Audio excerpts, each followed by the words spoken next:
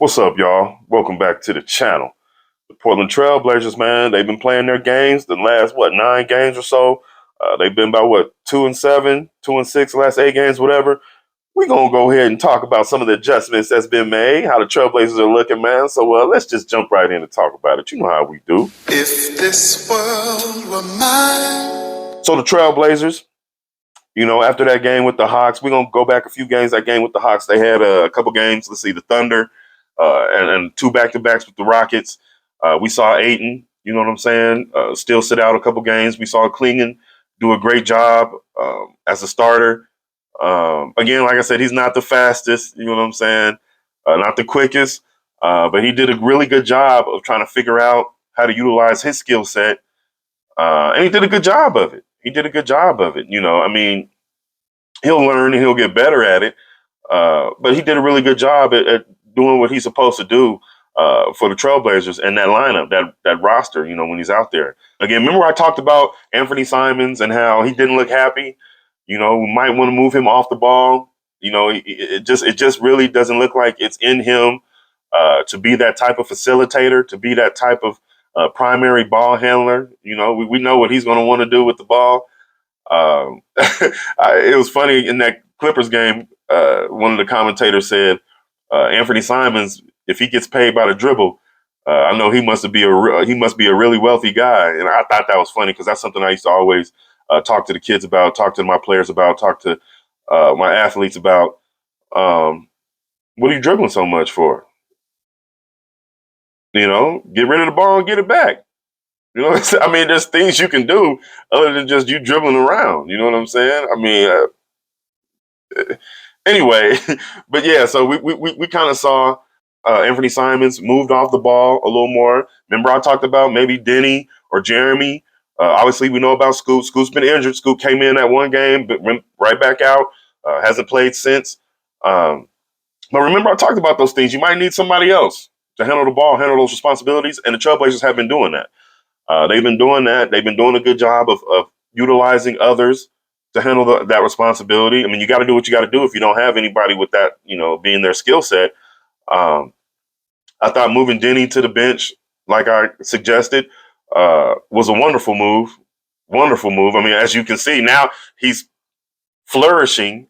And Denny's that type of player. He's going to make you think, oh, maybe he should be starting. He's fine where he's at right now.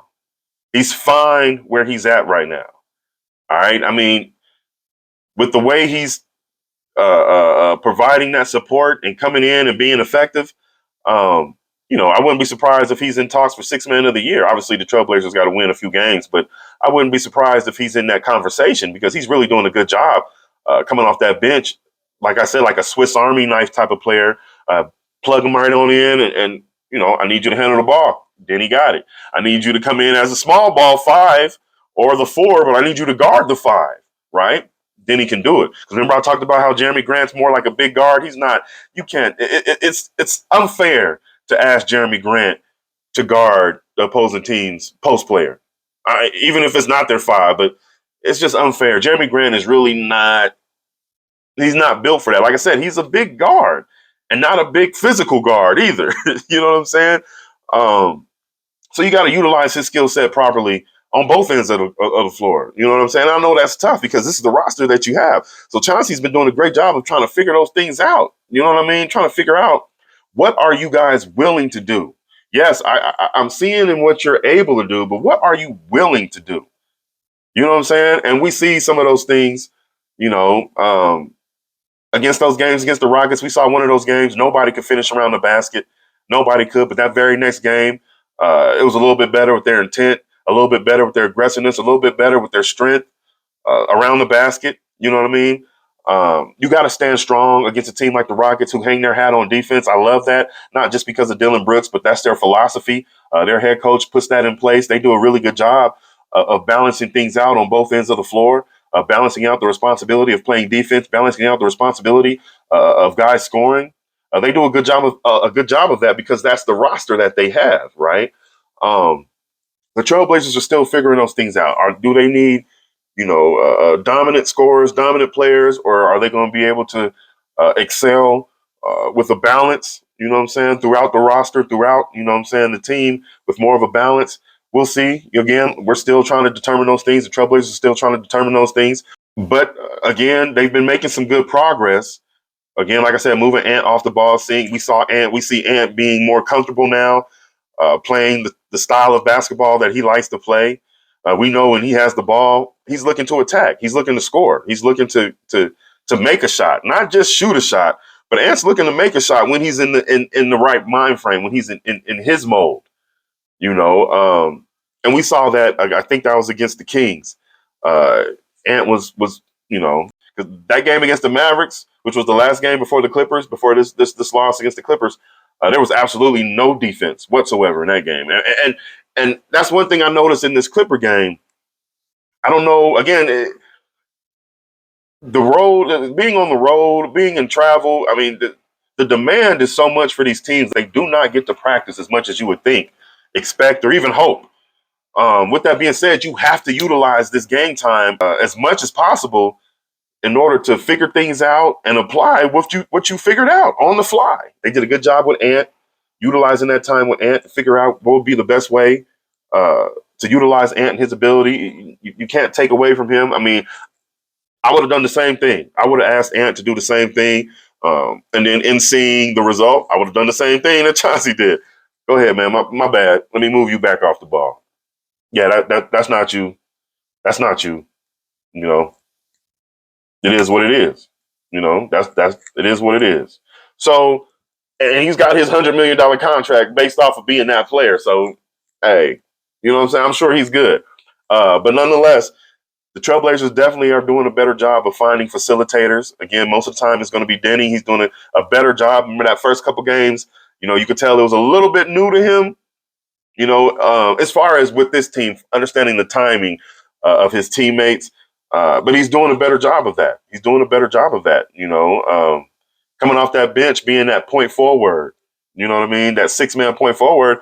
And in the future, he might be that starter who's your point forward as a starter, you know. But right now, Denny is perfectly fine where he's at, coming off that bench, being a great factor, plugging him in with whatever starters that you have out there still, or the bench, you know what I'm saying, or a full bench. I mean, Denny's doing a really good job, doing a really good job. He deserves some credit. Sadate, really good job, Denny. In the absence of Scoot, they have to do these things. But again, when Scoot comes back, you want to see him be more mindful of the timing and how to facilitate and score, you know, and not to take away from his scorers, Anthony, Shaden, and Jeremy. You know what I'm saying? Same thing with DeAndre. You don't want to take away from those guys, getting away with those guys because they're already, you know, kind of in the way of each other sometimes, right? You see Shaden and Anthony kind of, you know, when one is going, the other one's just standing to the side waiting or watching. You know what I'm saying? They kind of have to figure those things out. You know, Kamara does a good job of following up, you know, tipping in offensive rebounds and things like that. He's around the basket a lot. So maybe you kind of want to have him down there in that dunker spot sometimes. Maybe not Shaden. I'd rather see Shaden out in that 3. That way he can take the runway down for those tip dunks if he needs. But if not, he's out there ready to catch and shoot. You know what I'm saying? That's what I want to see. I mean, I know Kamara's been shooting well, but I don't know if he's the one that I would have out there ready for the catch and shoot versus the way that he's able to kind of, I don't like to use this terminology, but just kind of slither around and move and get into position for those offensive rebounds. He does a really good job of that. He has a nose for those things. You know, he has a nose. And then even then, when they get those defensive rebounds, it's good having Kamara right there. You know, when your opponent secures the ball, it's good to have Kamara right there, ready to, you know, implement the way he plays defense right there in their face already. You know what I'm saying? Kind of want to see those things kind of balance out. And as far as Shaden, we got to see Shaden play stronger, you know, be more mindful, finish around the basket stronger. Again, it doesn't mean you got to dunk everything. Just go to the basket with strength. You know what I'm saying? And again, when Shaden gets upset, we see him do that. You know what I'm saying? So I don't know if you're going to have to make him upset every game, but then you got to be able to translate that to the defensive side as well. We want to see Shaden on that defensive side, coming on that help side, blocking shots, things like that, utilizing that ability to do that because we saw some laps in awareness. Remember, I talk about focus without awareness means nothing. That's something I taught all the time and still do teach a lot. Focus without awareness means nothing to me. I don't care how focused you think you may be on guarding your man or what particular action is going on, but if you're not aware of everything around you, if you're not aware, you know what I'm saying, of everything going on, you're almost inviting something to happen, right? It's almost like driving a car, right? You have to be focused and aware, right? I mean, that's how you can come close. Now, you can't guarantee your safety, but that's how you come closest to guaranteeing yourself the safest ride possible, right? Is being focused and aware together. Focus plus awareness equals mindfulness. This last Clipper game versus the Clippers, we saw it was one play on the inbounds. Anthony Simons was just completely not paying attention. Easy basket on the inbounds. Why are you guarding the 3-point line on the far side from the inbounds? On the far side, why? Why? You know, but those are just basketball common sense things, right? To me, those things shouldn't be happening. Shouldn't be happening. You know, regardless of how much practice you're getting, you should know where you're at on the court and where you need to be on the court. I mean, that's that's crazy to see, and this is what I was saying. This is why I do the videos and I say the things I say about what Chauncey has to deal with. And a lot of people, I'm not making excuses, but look, that's tough. You're an NBA coach, and you have players that don't know where to be on a simple inbounds on defense, or at least aren't aware to correct their positioning. Like, oh, I'm in the wrong spot. Oh, I don't need to be here. What am I over here for? Until after the fact. You know, Shaden Sharp did the same thing, not paying attention, back cut, bam, easy basket. DeAndre Ayton, same thing, not good help position, easy bucket. I mean, you see a lot of those things with the Trailblazers. Again, remember I talked about that game with the Mavericks? Every team scored over 30 in the quarter. Every quarter, one of those teams or both have over 30 points in that game. Man, that's just crazy. You know what I'm saying? That's just you know. So that's something we want to see from the Trailblazers. Start to build more on. You know, a lot of that has to do with communication sometimes, but more times than not, you want to just look at yourself and be accountable, be honest with yourself, and tell yourself what is it. You know, I need to do better. I need to understand. I need to do better. I need to not have these lapses. I need to be focused at all times. I need to be strong mentally and physically at all times when I step on this court. You know, you guys know how I feel about the enabling. We've enabled people and players and everybody to be the worst versions of themselves, to not challenge themselves to be, you know, their better versions more times than not. I have a big issue with that. And you see some of that filtering down into our sports and everything else. It's, you know, you just see it everywhere. You see it everywhere. So the quality of things have lessened. You know, yeah, the viewership is down. The quality is down. 3 points all the time. 3 point. I mean, you're just shooting 3-pointers all the time for no reason. You know what I'm saying? Guys just not paying attention, being aware, being focused, no mindfulness, right? I mean, of course, you know what I'm saying? Because internally, our subconscious wants those things. Regardless of how much people enable it, our subconscious, you know, we understand what's right or wrong on the inside. We know we shouldn't be doing those things. We should be encouraging and challenging each other to be our best, to do our best, the better versions of ourselves every day, to be a better version of ourselves, you know. But again, it's hard to tell guys certain things without hurting their feelings. It's hard to tell people certain things without hurting their feelings these days because everyone's so fragile and sensitive. You know, it's hard to, but again, it still needs to be done and said. It still needs to be done and said because the gift is in the message. It's not in maintaining your fragility. It's not in maintaining your sensitivity, right?